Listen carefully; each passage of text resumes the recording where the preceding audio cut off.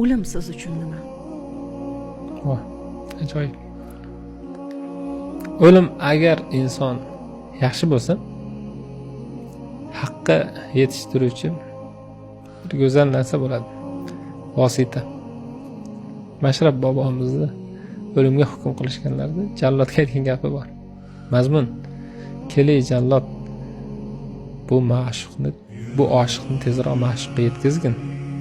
Shu xizmatingga seni haqqingga bir duo qilib qo'yin, Xudo seni jannatiylardan qilsin" deydi. Tushunasizmi? Lekin ulug'lardan so'rashganda nimaga biz o'lim haqida gapirishdan qo'rqamiz yo'q?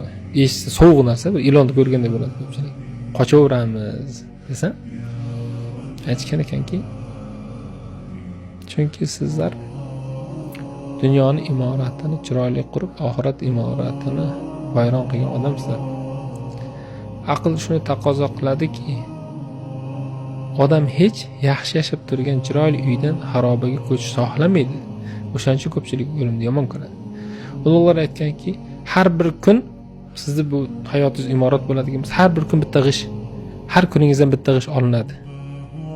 U borib sizni jannatdagi qasringizni qurishga xizmat qilish kerak. Har bir g'ish olinadi, ustiga qo'yiladi, shunday ketib, hayotingizning eng oxirgi g'ishi olinib, borib qo'yilganda narigi qasr bitishi kerak.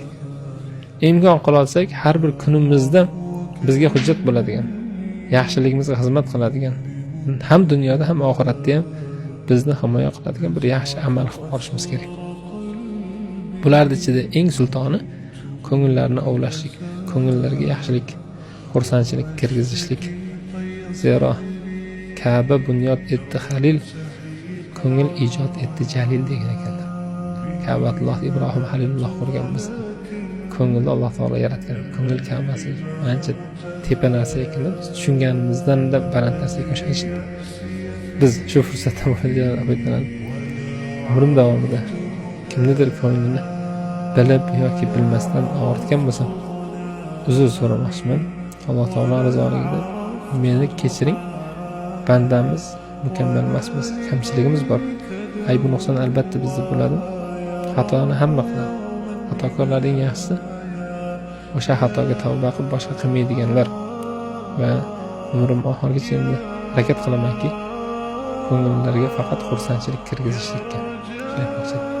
Qay bir savol berilmadi, lekin siz kutdingiz. Men hali kutub bilan kelmadim.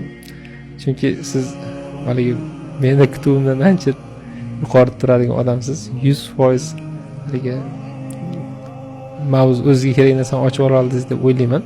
Men o'ylamagan ekanman hech bir savol.